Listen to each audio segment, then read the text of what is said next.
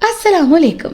हमारे चैनल दादी अम्मा की कहानियां में खुश आमदीद। हम छोटे हों या बड़े, दादी अम्मा की कहानियां सुनना तो सभी को पसंद है ना। अगर आप भी दादी अम्मा की मीठी मीठी कहानियां सुनना चाहते हैं तो अभी हमारे चैनल को सब्सक्राइब करें और बेल नोटिफिकेशन को भी ऑन कर लें ताकि आपको मिल सके वीडियो अपडेट्स। तो आज दादी अम्मा की कहानी है। किसी गांव में एक किसान और उसकी बीवी रहते थे। उनकी कोई औलाद ना थी। हर शाम जब किसान खेत में दिन भर की मेहनत से फारिग होता तो हल की हत्थी को थाम कर ठंडी सांस भरते हुए कहता, मेरे तमाम हमसायों के बेटे हैं। जब वो बूढ़े हो जाएंगे तो बेटे फसल बोएंगे, काटेंगे, लेकिन मेरा कोई बेटा नहीं। मेरी ज़मीन का क्या बनेगा? काश मेरा भी कोई बेटा होता। एक बेटा अपनी रहमत से मुझे दे दे खुदाया। वो हर शाम घर जाने से पहले ये ख्वाहिश ज़ाहिर करता। उस शाम भी वो अपनी ये ख्वाहिश दोहरा रहा था कि उसके सर के ऊपर से एक बास गुजरा। उसने बूढ़े को इस तरह से हाथ उठाकर दुआ मांगते देखा तो हैरान हुआ। हैरानी के आलम में उसने अपने पर फैला दिए। उन परों में से एक चूहा नीचे गिरा, नन्हा मुन्ना सा चूहा। किसान ने उसे उठाकर हथेली पर रख लिया और पूछा, क्यों मुन्ने, कहाँ से आए हो? जनाब, आसमान से आया हूँ। चूहे ने ची ची करके जवाब दिया। क्या तुम मेरे घर चलोगे? किसान ने पूछा। जी हाँ, अगर आप पसंद फरमाएं, चूहे ने अदब से जवाब दिया। अच्छा चूहे बेटे, क्या तुम हल चलाना, बीज बोना और फसल काटना सीखोगे? किसान ने सवाल किया। वाह, ये तो मैं पहले से जानता हूँ, चूहे ने कहा। किसान चूहे को अपने घर ले गया और सहन में पड़ी हुई चौकी पर बिठा दिया। किसान की बीवी कामकाज से फारिग होकर सहन में आई तो उसकी चीखें निकल गईं। अरे देखो मियाँ देखो, उसने साड़ी का पल्लू मुंह पर रखते हुए कहा। चौकी पर चूहा जो बैठा हुआ था। बीवी को कहा, अरे ये हमारा बेटा है। किसान ने उसे बताया। हमारा बेटा? चूहा? बीवी हैरत से चिल्लाई। ये नन्ही मखलूक आसमान से टपकी है, किसान ने बताया। चूहा बेचारा डर से थर थर कांप रहा था। उसने पूछा, ये क्यों चीख रही हैं? किसान ने जवाब दिया, बेटा इसे तुम्हारे आने की उम्मीद ना थी।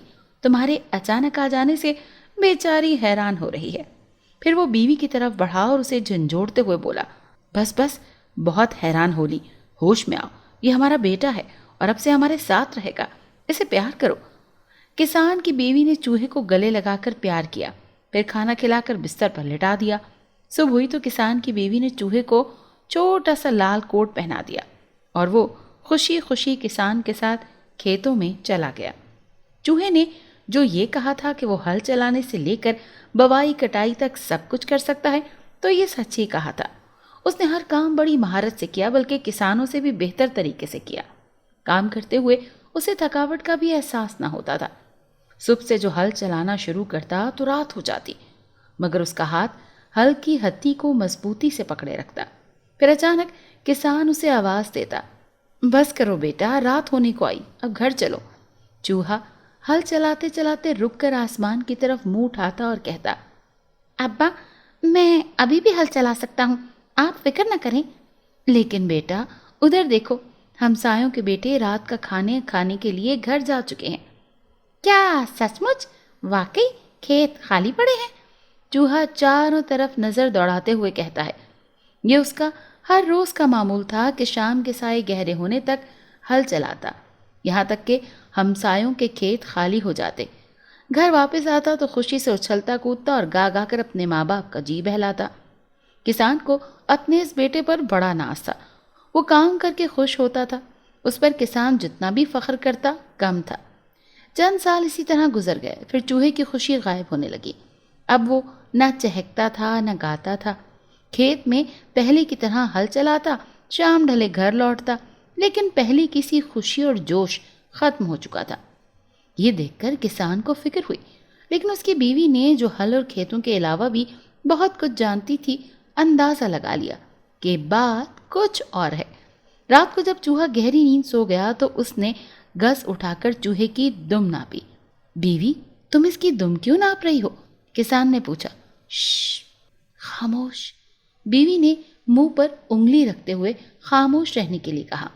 ابھی بتاتی ہوں۔ ہاں ٹھیک 7 انچ، 7 انچ لمبی ہو گئی ہے میاں۔ 3 ستے کتنے ہوتے ہیں؟ کسان نے لمحہ بھر کو سوچا۔ 3 ستے 3 ستے 21 ہوتے ہیں، کسان نے جواب دیا۔ ہاں ہاں میرا بھی یہی خیال ہے، کسان کی بیوی نے کہا۔ ہمارا چوہا بیٹا اب 21 برس کا جوان بن گیا ہے۔ جوان بن گیا ہے؟ کسان خوشی سے چلایا۔ تو اداس کیوں رہتا ہے؟ کسان کی بیوی نے گز ایک طرف رکھ دی اور کہا۔ اس لیے اداس رہتا ہے کہ اب اس کی شادی کی عمر ہو گئی ہے، اب اس کے لیے گھر والی چاہیے۔ یہ بات نہیں کرتے ہوئے وہ چوہے کی طرف دیکھ رہے تھے جو بڑے مزے سے خراٹے لے رہا تھا۔ دلہن ہی کا چکر ہے نا، میں کل ہی تلاش شروع کر دوں گا، کسان نے کہا۔ ہاں ضرور کل ہی، لیکن اتنا یاد رکھنا ہمارے بیٹی کی دلہن گاؤں کی سب سے اچھی لڑکی ہونی چاہیے۔ کسان اور اس کی بیوی اس وقت چوہے کے سامنے بیٹھے آگ تاپ رہے تھے۔ بیوی کی بات سن کر کسان اپنا منہ اس کے کان کے پاس لے گیا اور ہولے سے بولا۔ بس جیسا ہمارا بیٹا ہے ویسی ہی دلہن ہونی چاہیے، نہ بہت بری نہ بہت بھلی۔ اگلے دن کسان اور اس کا چوہا بیٹا خوب بن ٹھن کر دلہن کی تلاش میں نکل پڑے۔ سارا دن گھومتے رہے لیکن کوئی دلہن نہ ملی۔ سورج غروب ہو گیا تو دونوں تھک ہار کر ایک پتھر پر بیٹھ گئے۔ بیچارے کسان کا تو برا حال تھا، سانس پھولی ہوئی تھی، پسینہ ٹپک رہا تھا۔ چوہے کو بھی تھکن کے مارے جمائیاں آ رہی تھی۔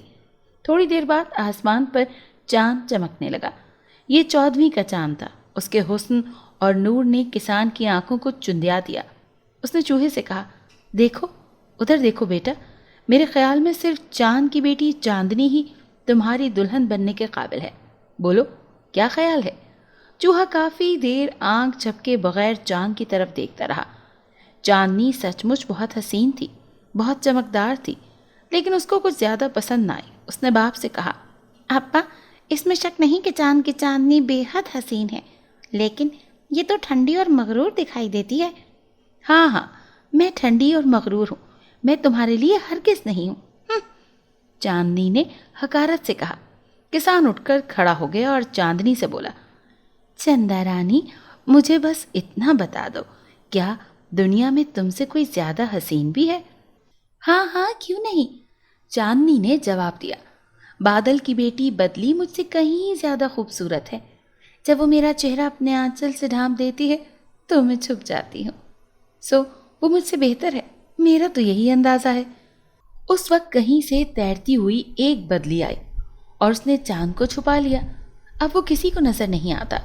ادھر دیکھو بیٹا، یہ دلہن تمہارے لائق ہے، کیا تمہیں پسند ہے؟ ہے تو بہت اچھی، چوہے نے جواب دیا، پھر رک کر بولا، لیکن بہت اداس اور غمزدہ نظر آتی ہے۔ ہاں وہ تو میں ہوں، بدلی نے اداسی سے کہا، میں تمہارے لیے نہیں ہوں۔ اے بدلی رانی مجھے بتاؤ تم سے بہتر بھی کوئی ہے؟ کسان نے وہی سوال بدلی سے کیا جو اس نے چاندنی سے کیا تھا۔ ہاں ہاں کیوں نہیں، ہوا مجھ سے کہیں بہتر ہے، بدلی نے کہا۔ ہوا مجھے آسمان میں دوڑاتی پھرتی ہے، وہ مجھ سے اچھی ہے۔ اسی وقت ہوا کے تیز جھونکے آئے اور بدلی کو تتر بتر کر دیا۔ کسان نے سوچا آخر اس کے بیٹے کو اچھی دلہن مل ہی گئی۔ اس نے چوہے سے پوچھا، ہوا کے بارے میں کیا خیال ہے؟ میں سمجھتا ہوں یہی تمہارے قابل ہے، کیوں بیٹا؟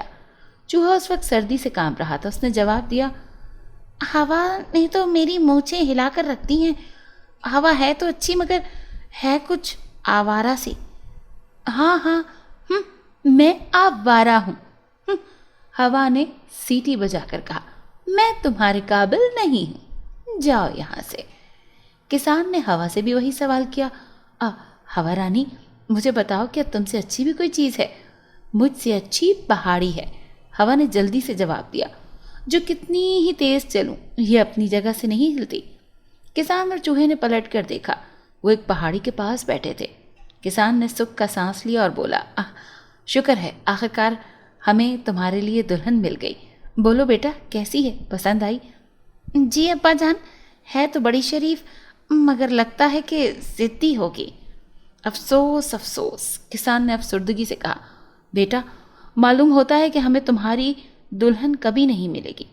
پھر وہ پہاڑی سے بولا، پہاڑی رانی کیا تم سے بہتر بھی کوئی ہے؟ اس پہاڑی میں گرج پیدا ہوئی اور آواز آئی، مجھ سے بھی اچھی ایک چیز ہے، بس تم مجھے کھودنا شروع کر دو، تمہیں اپنے بیٹے کی دلہن مل جائے گی۔ کسان نے پھاوڑے سے اور چوہے نے اپنے پنجوں سے پہاڑی کو کھودنا شروع کر دیا۔ کچھ دیر بعد پہاڑی میں ایک سوراخ ہو گیا۔ وہ اس سوراخ کو کھودتے گئے، اچانک پہاڑی پھر گرجی، سنو سنو، تم لوگ بہرے تو نہیں ہو گئے؟ دونوں کام چھوڑ کر سننے لگ گئے۔ مجھے تو کچھ بھی سنائی نہیں دیتا، کسان نے کہا۔ اپنے کان زمین سے لگا دو، پہاڑی نے کہا۔ باپ بیٹے نے کان زمین سے لگا دیے۔ چوہے کے کان بڑی تیز تھے، اسے زیادہ سنائی دیتا تھا، کچھ سرسراہٹ سی سن رہا تھا۔ چوہے نے بڑے جوش سے کہا۔ کسان بھی کان لگا کر سننے لگا۔ ہاں ہاں، اب مجھے آواز آ رہی ہے۔ اس کے بعد کسان نے بھی کہا، ہاں مجھے بھی آواز آ رہی ہے، یوں لگتا ہے جیسے کوئی چیز ہے جو کسی کو کھرچ رہی ہے۔ یہی تو میں بتا رہی تھی، پہاڑی نے کہا۔ کسان اور چوہے نے تیزی سے کھودنا شروع کیا۔ اب دوسری طرف سے آنے والی آواز زیادہ صاف سنائی دے رہی تھی، سر سر۔ اب ان کے سامنے ایک بڑا سا سوراخ تھا جو سیدھا پہاڑی کے سینے تک جاتا تھا۔ باپ بیٹا دونوں سوراخ میں منہ ڈال کر سرگوشی میں بولے، باہر آ جاؤ، باہر آ جاؤ، تم جو بھی ہو باہر آ جاؤ، باہر نکل آؤ۔ پلک جھپکتے میں ان کے سامنے ایک منی سی چوہیا کھڑی تھی۔ اس نے بھورے رنگ کا ریشمی لباس پہن رکھا تھا اور ماتھے پر شبنم کی بندی کا ٹیکا چمک رہا تھا۔ اس سے پہلے کہ کسان اپنے بیٹے سے چوہیا کے بارے میں کوئی رائے پوچھتا، چوہے نے دونوں پنجے اٹھا کر کہا، ابا آپ کچھ نہ کہنا، یوں لگتا ہے جیسے اس پر کسی نے جادو کر دیا ہو، یہی وہ لڑکی ہے جو میری دلہن بن سکتی ہے۔ پھر تینوں مل کر گھر کی طرف روانہ ہوئے۔ کسان کی آنکھوں میں حیرت اور خوشی کی چمک تھی اور وہ دلہا دلہن کے پیچھے پیچھے چل رہا تھا۔ اگر آپ کو آج کی کہانی پسند آئی ہو تو ہماری ویڈیو کو ضرور لائک کریں اور چینل کو سبسکرائب کرنا مت بھولیے گا۔